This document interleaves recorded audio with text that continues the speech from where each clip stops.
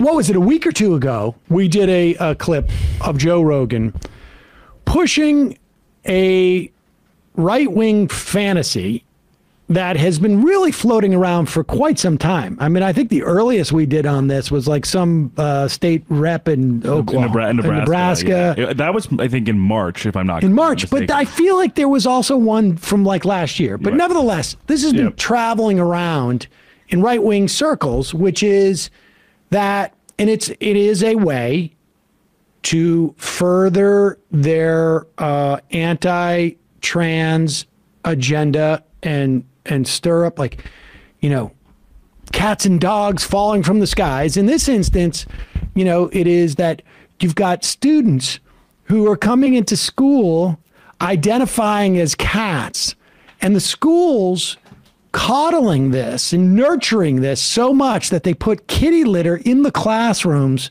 for kids to take poops in. Now, anyone in their right mind would know that seems highly, highly suspect.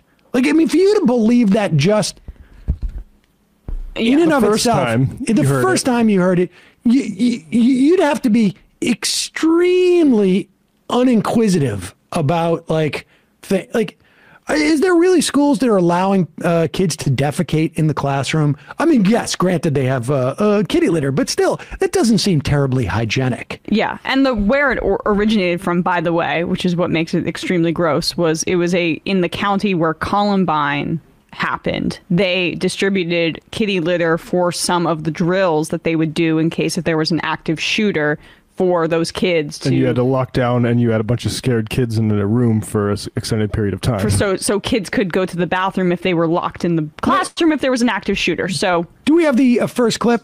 All right, let's just play this clip and listen to how he tells this story so credulously. Yes. And again, all you need to do, and you should always do this, and this is helpful with your parents too.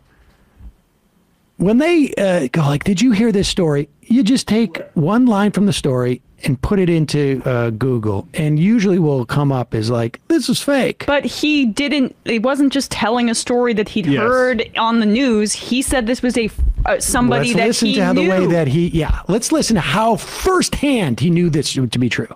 There's kids, ready for this?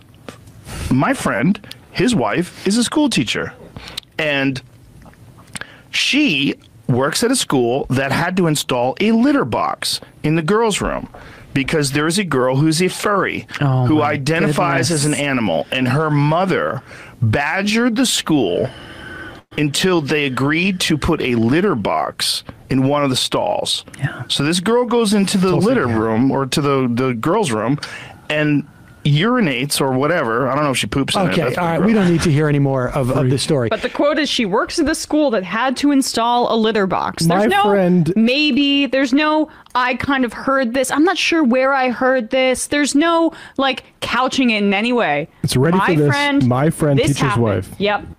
Oh, wow, that seems like a really weird story. Best friend of mine or good buddy of mine. Is your wife, hey, dude, she's a teacher. Okay, you can believe what she says. I'm just, that is my estimation of the conversation that probably did not happen. It was probably just more like, one of the things that is an attribute of these type of rumors is that by the time it gets to the second person, it is all almost like firsthand knowledge, as opposed to just some urban legend. They always personify it. Like, this actually happened to my cousin. Right.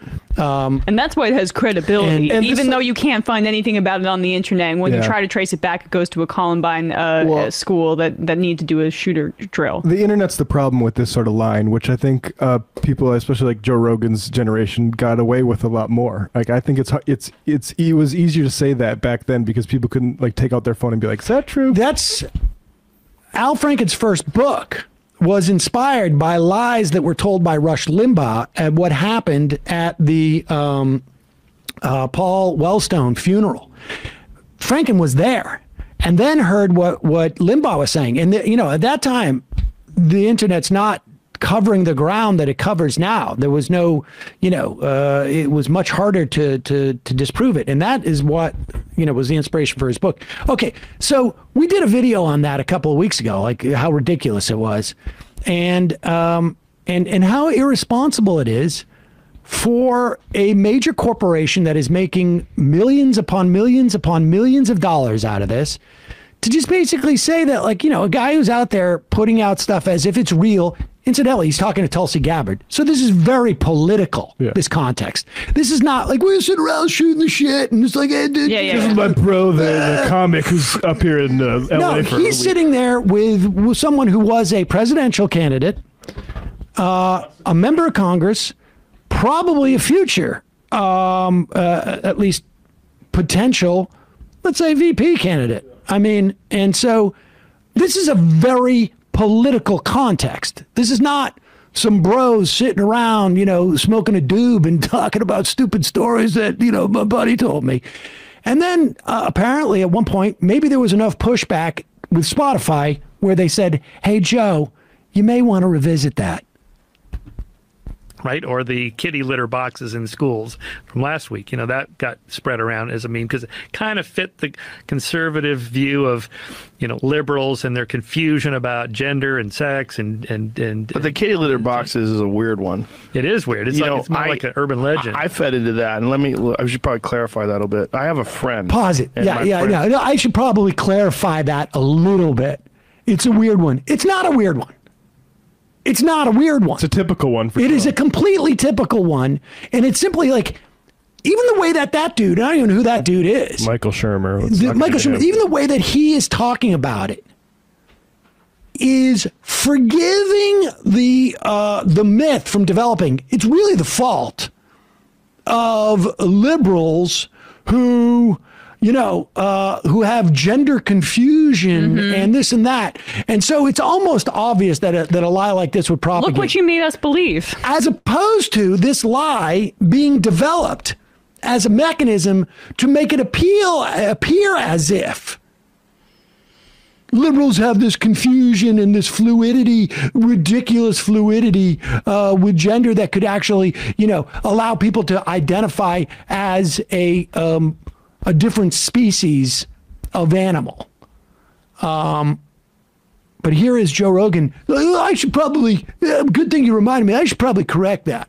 A little bit. I have a friend, and my friend's wife is a school teacher, and she told him that there was discussions in the school that a mother wanted to put a litter box in one of the bathrooms. And he told me this, and I talked about it on here. Pause it for 1 second. People were saying, recall, we just played. He didn't say there was talk that a mother wanted to install, which is like, oh, okay, there's a mother who's crazy. Right. That wasn't the talk. No, in the first telling of the story, the school had to install. She works at a school that had to install a litter box. Right. So he's now like changed what he said. You ready for this information I'm going to give you? That's how we started. Yeah. Me this, and I talked about it on here, and then people were saying that's not true, it's an internet rumor. So I contacted him again, and I said, tell me exactly what she said and contact her and find out. She no longer works for that school. She works for another school. She contacted the other school. She didn't get a response. I don't think they actually... Wait, now pause it. I think now pause it for a second. She's going to contact the school. Wait a second. This is now no longer a fact. It is now no longer that there was a mother who wanted this. Now it's something that she needs to verify with the school that the discussion happened or that it was installed. This is rigorous stuff here. There was discussions about doing it because there was one particularly wacky mother, but it doesn't seem that there's any proof that they put a litter box in there. The reason why I was interested in it and willing to entertain it was there was about 10 years or so ago, we went to, there was a UFC in Pittsburgh. And when we went there, as we landed, where we're driving from the airport to the hotel, we see all these people with mascot outfits on. We're like, what is going on? And we talked to this guy, and he said, there's a furry convention in town. Oh, right. And I said, wow, this is crazy. So they all decided to get together. So they were at bars and on the streets, and it was like a get-together. They used to do it in San Diego, but at the time, San Diego was a little bit more conservative, and they were having a hard time doing it, so they moved it to Pittsburgh. And this was the year they moved it to Pittsburgh. This is according to him. So we check into the hotel. The hotel, the guy who was working the front desk was saying how crazy it was. And these folks were asking for their food to be delivered in bowls on the ground so they could eat it like animals. And I'm like, that is crazy. And then he said they asked for a litter box in the lobby. Now, they didn't put a litter box into the lobby, but someone, according to this man, asked him for a litter box. I'm like, that is crazy. So I went and did a deep dive online. I went to forums where furries go, because I was trying to find, like, is this a thing? Do they like to use litter boxes? Out of all of my searching, I could only find one poster, one guy who said he had used a litter box. So this one person who was saying that he thought it was kinky and he'd like to use it, he, they, it, them, whatever, like to use a litter box. So that was all I could find. Yeah. So is that something that people do, or is it something that people talk about doing because it's fun? I don't know. But one of the things that I found about these furries is, like, it's sexual in some sort of weird way. All right. Okay, wait. Like, can we speed this up? I mean, so let me just recap. 10 years ago, he saw some furries at a convention who role play. Incidentally, this guy goes and, does MMA and, wrestling and, hosted a show where people ate bugs. This stuff was crazy. Well, my mind's blown. Completely blown my mind. And then he does, because back then, I guess he did a lot of research back in those days, deep dive. And he searches everywhere on the internet. Incidentally, the internet has, I don't know how many, at least over 100 people on it, right? Isn't there at least 100 to, there's a lot of people on the internet. And he can only find one guy who says it's sort of a kink for him, occasionally sexually, to use a litter box. So when his friend said that there were kids in the school who were identifying as cats, and so a school installed a litter box 10 years later, he was like, okay, I might as well bring that up with this political guest I have in the context of, the left being so loosey-goosey with trans people. And that makes sense. And then only when you remind me about that as being a urban legend, and it's not even an urban legend. But sorry, folks. whether or not you saw a bunch of furries a decade ago and without litter boxes, doesn't change the fact that you originally said your friend, his wife, told you that it happened, right? It does. I don't care that. Sorry, I exaggerated that because of this thing I saw out of my tour bus 10 years ago. Yeah. I mean, please. But this is what he was actively doing in this, was he immediately kind of smoothly, not even smoothly, but transitioned and bled into another story from the past to basically say, well, this kind of stuff happened. I'm justifying.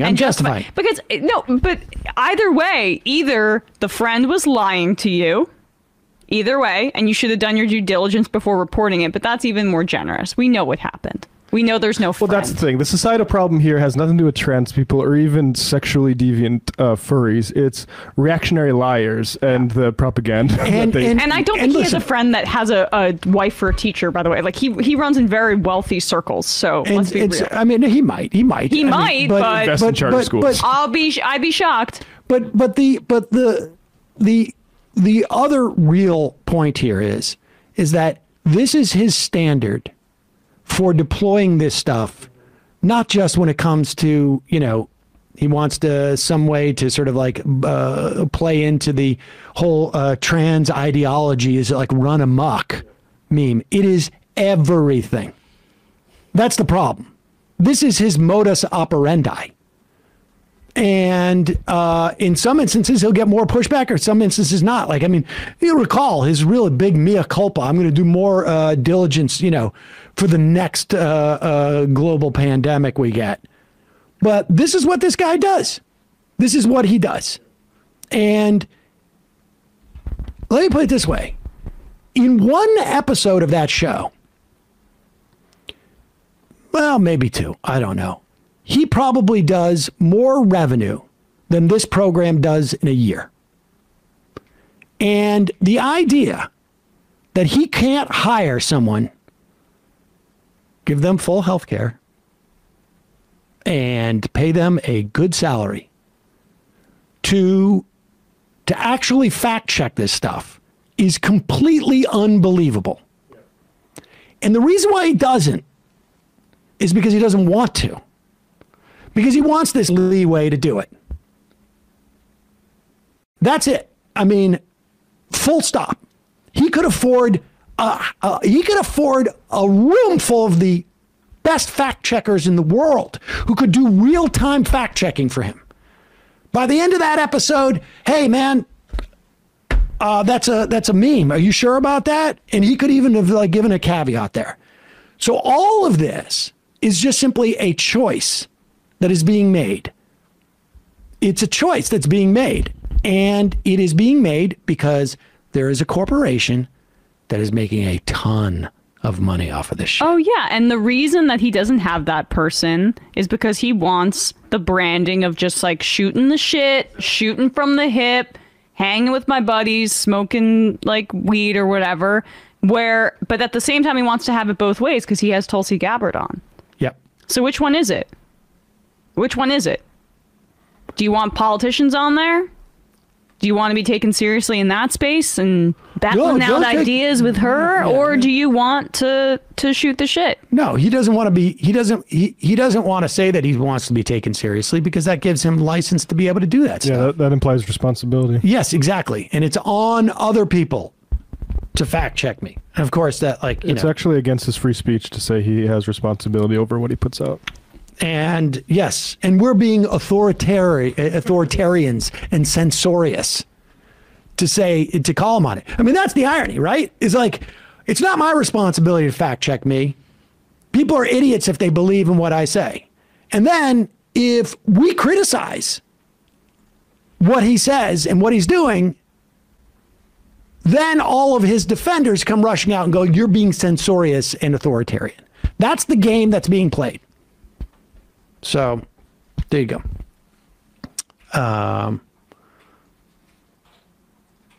Let's read some IMs and get out of here. It's annoying he's given credit for like admitting lying. Like the Daily Mail says he admits he lied. No, he didn't. He did not. No. And he definitely not did only after that, getting a talking to from someone at Spotify. He lied about what he said. He recharacterized it in a way that was much more or less definitive than he had originally said.